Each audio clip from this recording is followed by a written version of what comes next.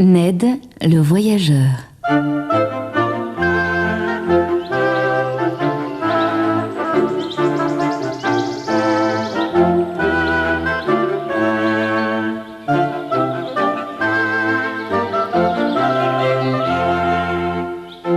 Il était une fois un jeune homme appelé Ned, qui voyageait sans cesse, gagnant le gîte et le couvert, parfois une pièce ou deux, ici ou là.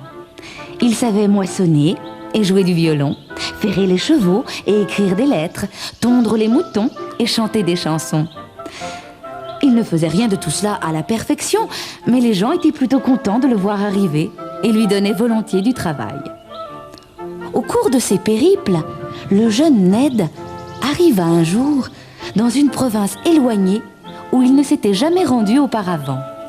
Il était harassé et affamé. De plus, il commençait à pleuvoir. Ned aperçut au loin les tours et les remparts d'un château. « Je trouverai sûrement du travail ici, » se dit-il. « Il y a certainement des bottes à nettoyer, des plats à laver et des chevaux à ferrer. Les rois ont souvent un penchant pour la musique et mes chansons sont en général fort appréciées. » Rêvant d'un repas et d'un lit, le jeune homme se dirigea vers le château. Après une dure marche, il arriva enfin sous les murailles, exténué et trempé jusqu'aux os. Le pont-levis était abaissé au-dessus d'une large douve et aucune sentinelle ne le héla quand il pénétra dans la cour.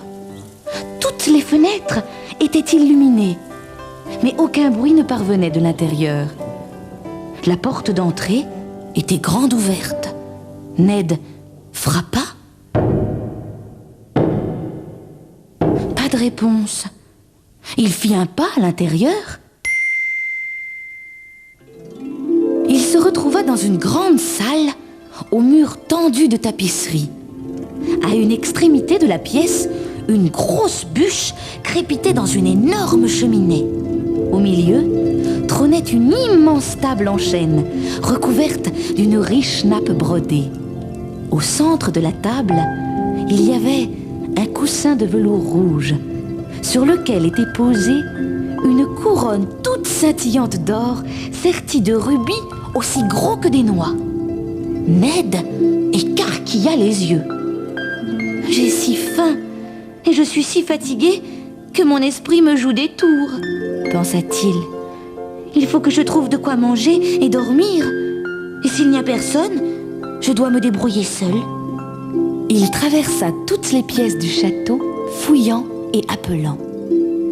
Mais il ne rencontra pas âme qui vive, malgré les feux, les lumières et les tables croulant sous le poids des mets et des boissons. Finalement, après avoir grimpé tout en haut d'une tour, il découvrit une minuscule pièce sous les toits. Elle ne contenait pas de cheminée, la lumière était faible et comme unique mobilier, elle offrait un pauvre matelas et une table branlante. Sur la table était posée une cruche d'eau et un croûton de pain sec. À peine endormi, Ned commença à rêver. Dans son rêve, un cygne blanc s'approchait de lui et parlait. « La couronne est à toi, disait-il doucement. Porte-la et sois roi. » Au matin, Ned se réveilla bien reposé et rit au souvenir de son rêve.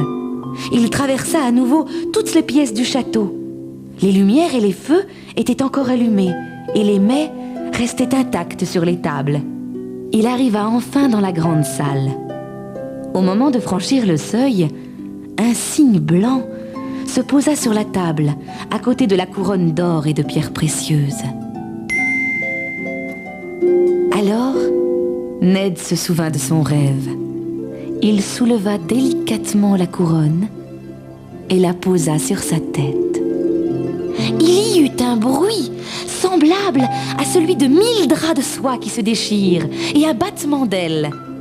Le cygne disparut et à sa place apparut une belle princesse vêtue d'une robe blanche incrustée de perles et ornée de rubans de satin.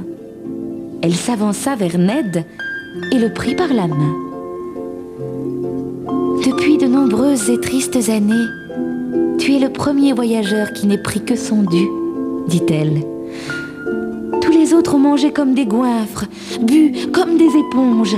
Ils se sont entortillés dans des robes en soie et ont mis leurs bottes dans des draps de satin blanc. Par ton honnêteté, tu as rompu le maléfice de la sorcière qui m'avait endormie et tu m'as libérée. Désormais, tu seras roi de ce château. Et moi, si cela te plaît, je serai ta reine.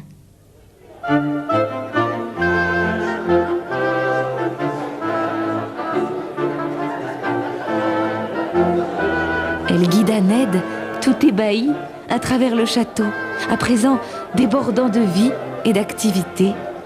Des cuisiniers travaillaient dans les cuisines, des valets s'affairaient de salle en salle, des palefreniers sortaient les chevaux, des jardiniers entretenaient les parterres de roses, des musiciens jouaient et chantaient.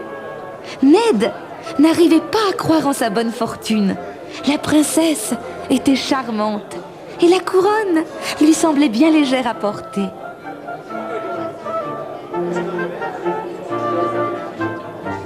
Le roi Ned et sa reine vécurent heureux dans le château pendant très longtemps.